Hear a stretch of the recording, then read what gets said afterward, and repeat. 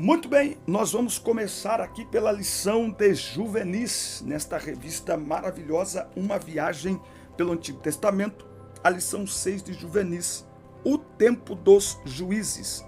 E foi também congregada toda aquela geração a seus pais, e outra geração após ela se levantou, que não conhecia o Senhor, nem tampouco a obra que fizera a Israel. Eu quero que você escreva aí, eu quero que você anote aí, transição de gerações. Anote aí, transição de gerações, ok? Nós temos 5 grupos no WhatsApp, tá bom? De professores da escola dominical.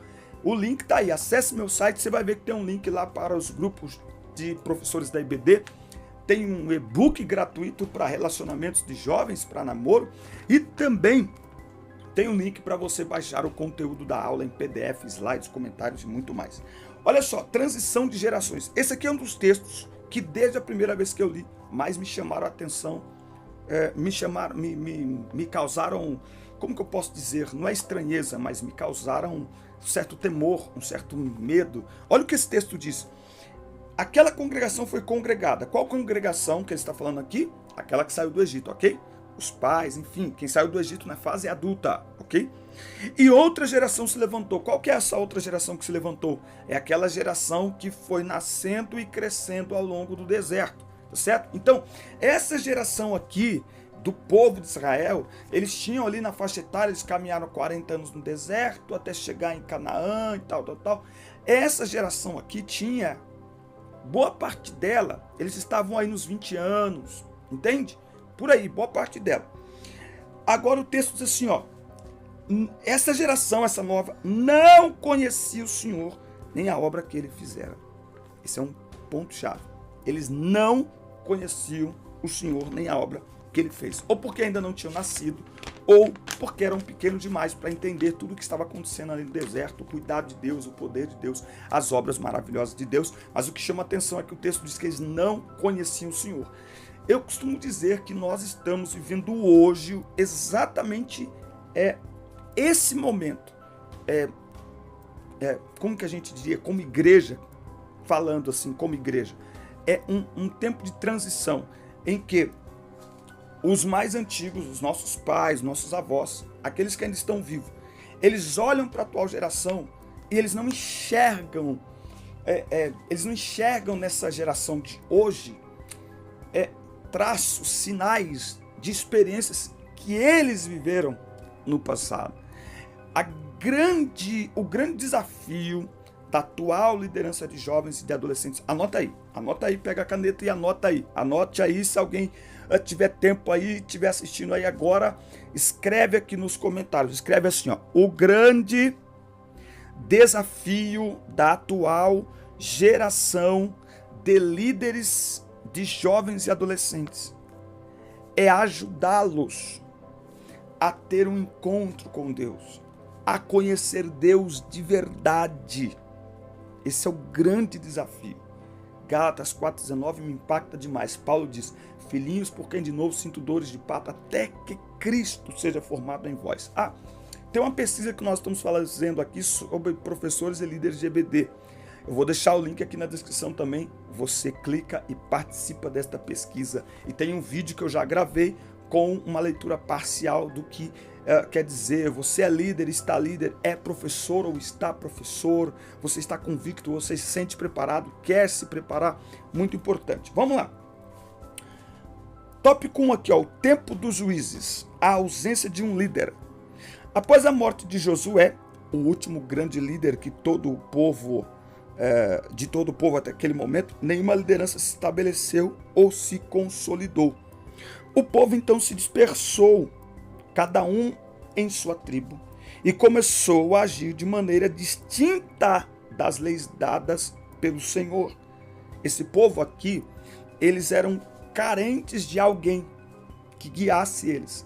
Então, o que o livro dos Juízes vai mostrar é que todas as vezes que o líder espiritual morria, eles caíram em decadência espiritual. Para você ver 2 pontos, anote aí. Primeiro, a importância de uma liderança que direcione as pessoas, mas o perigo de depender de alguém para caminhar, no caminho que agrada a Deus. É um perigo. Nós precisamos sim, mas não podemos depender de ninguém.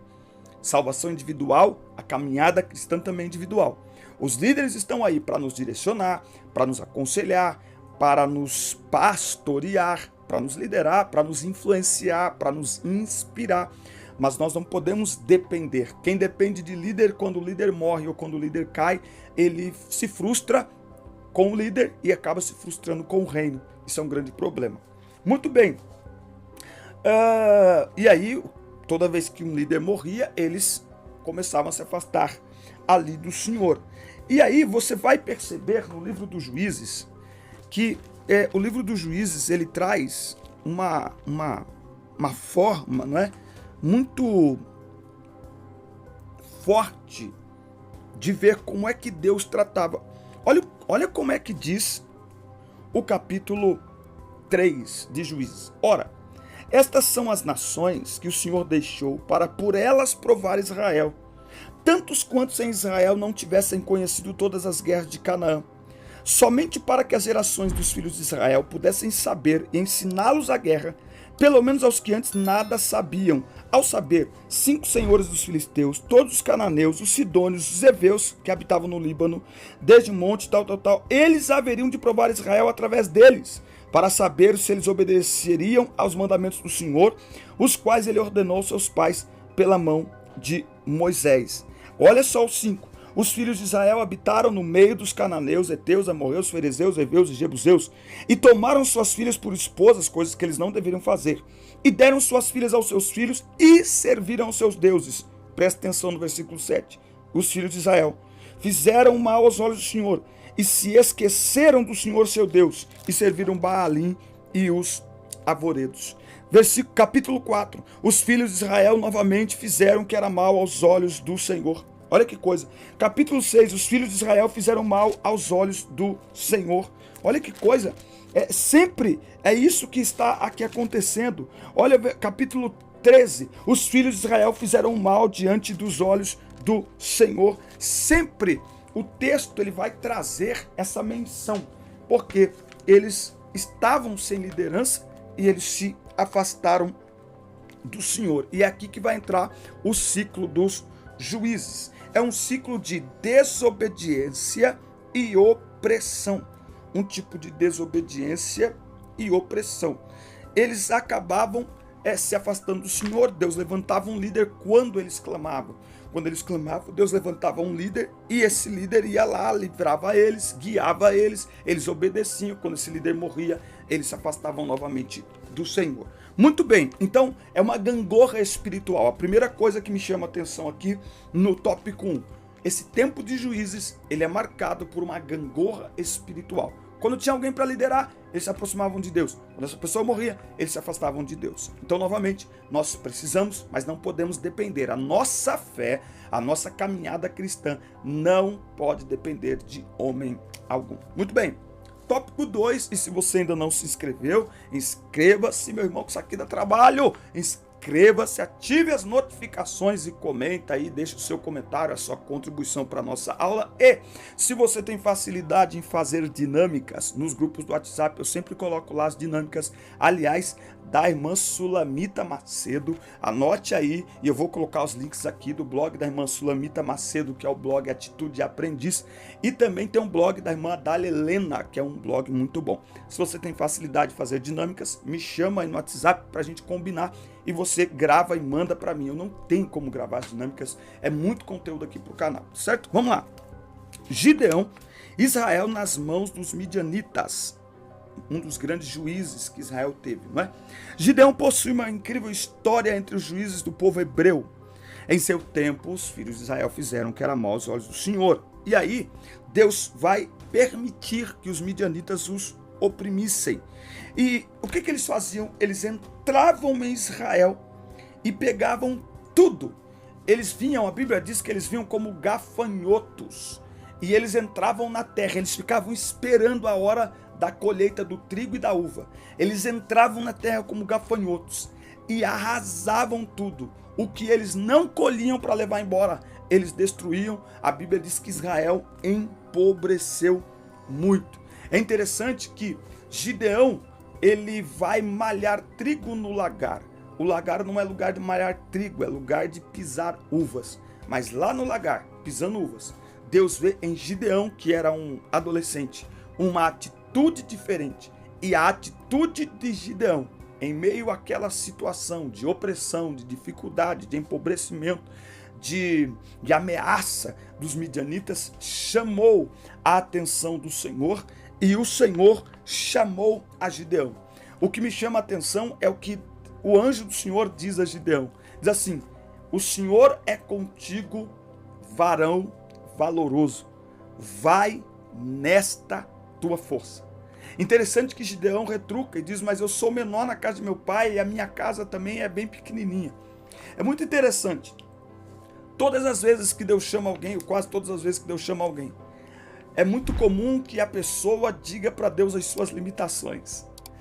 Lembra de Jeremias? Eu não sei falar, eu sou uma criança. Preste atenção. Quando Deus chama, Ele conhece a nossa história. Ele conhece a nossa identidade. De acordo com o Salmo 139, Ele nos conhece antes mesmo de nascermos, até porque foi Ele que nos fez. Ele conhece até as palavras que nós não conseguimos verbalizar. Então, quando Deus te chamar, essa palavra é para você, professor. E essa palavra também é para a sala de aula. Aquilo que Deus te despertar para fazer na obra dele, nunca diga: eu não sei fazer, eu não sei. Se Deus está fazendo arder no teu coração o desejo de se envolver em alguma coisa, de fazer algo na obra dele, Ele conhece as tuas limitações, Ele conhece a tua dificuldade, Ele conhece aquilo que você não tem, Ele conhece você por inteiro, mas você precisa crer que Deus está confiando em você. E é muito lindo que o anjo do Senhor diz para ele: vai nesta tua força, traduzindo, tudo que você precisa para executar esta obra, eu já coloquei em você. O nosso problema é que nós queremos receber de Deus para então fazer algo para Deus. Nós precisamos entender que o Senhor já depositou em nós, já está em nós, talentos e habilidades que serão úteis para que o nome dele seja glorificado. E a disposição, como Gideão, a disposição em atender a voz do Senhor e seguir a direção que o Senhor estava dando a ele, trouxe a ele capacitação espiritual e estratégica para enfrentar os midianitas. Então é muito importante estarmos atentos à voz do Senhor. A primeira coisa aqui em Gideão é o fato dele já estar chamando a atenção de Deus. Coisa linda, né? Você está chamando a atenção de Deus aí no seu lugar, aí no seu cantinho. Você não está percebendo, mas Deus está vendo cada atitude sua, cada jeito seu. Deus está vendo o seu comportamento e Deus está vendo em você. Você está chamando a atenção de Deus. A segunda coisa é que Gideão, ele passa então a mostrar total dependência da direção de Deus. O Senhor começa a direcioná-lo: faz assim, faz desse jeito, faz desse jeito, faz do outro jeito. Olha, você não vai descer as águas com 32 mil homens. E Gideão então vai vencer os midianitas com 300 homens. A história de Gideão, ela é maravilhosa. Nós conhecemos praticamente apenas esta parte. Vale lembrar que é muito importante ler toda a história de Gideão e lembrar que Gideão começou muito bem. Ele começa destruindo o altar de Baal que o seu pai tinha, mas no final, quando o povo diz para ele assim: governe sobre nós, ele diz: nem eu nem meu filho vai governar sobre vós. E a Bíblia diz que ele faz um éfode de ouro, e ele pega lá, né, as joias das pessoas, pede para eles e faz um éfode de ouro, e aí ele morre. E as pessoas começam então a prestar culto a Baal através daquilo que Gideão fez. Então Gideão, ele é um exemplo de alguém que começou bem, mas terminou mal. Nós precisamos aprender com as lições positivas e negativas também. Muito bem, Sansão, que é o nazireu de Deus. Nazireu, o que é nazireu? Escolhido por Deus. O nazireu, Sansão, Samuel também foi. O nazireu, ele está debaixo de um voto. O voto do nazireado, ele é, como que nós podemos dizer? Ele é voluntário. A pessoa fazia um voto ao Senhor. Então, olha, durante 3 meses eu não vou cortar o cabelo, não vou tomar nenhuma bebida que tenha qualquer teor alcoólico. Então, era a pessoa que fazia esse voto ao Senhor, certo? No caso de Sansão, ele já nasce debaixo desse voto. Ele já nasce debaixo de um projeto. Eu tenho uma ministração que eu falo que Sansão já nasce com um projeto. O projeto já estava nele. Ele só tinha que seguir o projeto, né? Agora, Sansão, ele é um exemplo de alguém consagrado desde o ventre e que tinha toda a oportunidade do mundo de viver uma vida extraordinária e de ser marcado exatamente por esta unção, por este crédito que Deus depositou sobre a vida dele. Mas todas as vezes que nós falamos de Sansão, nós lembramos muito mais da sua queda do que do seu grande poder. Então a gente se lembra muito mais de Sansão e Dalila do que Sansão carregando os portões de Gate, do que Sansão com uma queixada matando 1000, a não ser quando a gente canta aquele da Mara Lima. Mas Sansão está muito ligado a Dalila e, portanto, muito ligado à queda. E o que nós aprendemos com a lição de Sansão? Sansão é o exemplo de alguém que fez coisas incríveis, tinha um potencial extraordinário, mas ele não resistiu às tentações. Então a grande lição para todos nós, para os alunos, é: não brinque com a unção. A unção não faz de ninguém um Superman. E quanto mais Deus investe seu poder, sua graça em nós, mas nós precisamos nos afastar. Mas Sansão, ele não se afastava. Sansão, ele se aproximava do perigo. Então veja, ele está indo com seus pais para se casar com uma moça que era filha dos filhos dos filisteus, enfim. Seus pais falam assim: mas aqui não tem, você tem que ir lá, justamente o nosso inimigo. E aí, não, eu quero de lá. Então ele desobedece. Sansão era ungido, mas era desobediente. Sansão era ungido, mas era impulsivo. Sansão era ungido, mas Sansão brincava com as coisas de Deus, brincava com a própria unção. Então não adianta nada ser ungido e desequilibrado. A unção precisa vir junto com o equilíbrio, com o domínio próprio. Não adianta nada sapatear, rodopiar, fazer um monte de coisa, mas não obedece pai e mãe, não obedece liderança, não obedece a palavra de Deus. Se relaciona com qualquer pessoa, fica brincando com o coração das pessoas, fica brincando com o perigo, brincando com o pecado. A Bíblia diz que nós não podemos dar lugar, dar oportunidade ao diabo. Quando Sansão cai ali diante de Dalila, na realidade aquilo ali era a conclusão de todo um histórico de brincadeiras que Sansão veio fazendo consigo mesmo, com Deus e com as pessoas à sua volta. Nós temos muito o que aprender com essa história. Sansão, o seu gigantismo espiritual, acabou cedendo às suas brincadeiras. Sansão era imaturo espiritualmente e emocionalmente falando. Chama a minha atenção o fato de que Sansão andava sempre sozinho. Sempre sozinho. Sansão não tinha amigos, não tinha ninguém. É muito perigoso, porque o púlpito muitas vezes nos torna solitários. E não é bom andar só. A Bíblia diz que é melhor serem dois do que serem um. Não é verdade? Então é muito importante termos alguém. Quanto mais Deus nos usar, é grande lição para professores, para líderes, para pastores, para alunos, para os jovens. Não ande só. Tem alguém que puxa a tua orelha. Tenha alguém na sua vida que quando essa pessoa fala, você se cala, você murcha. Sansão não tinha ninguém. Será porque ele não dava ouvidos a ninguém ou porque ninguém se aproximava dele? Hoje, principalmente com as redes sociais.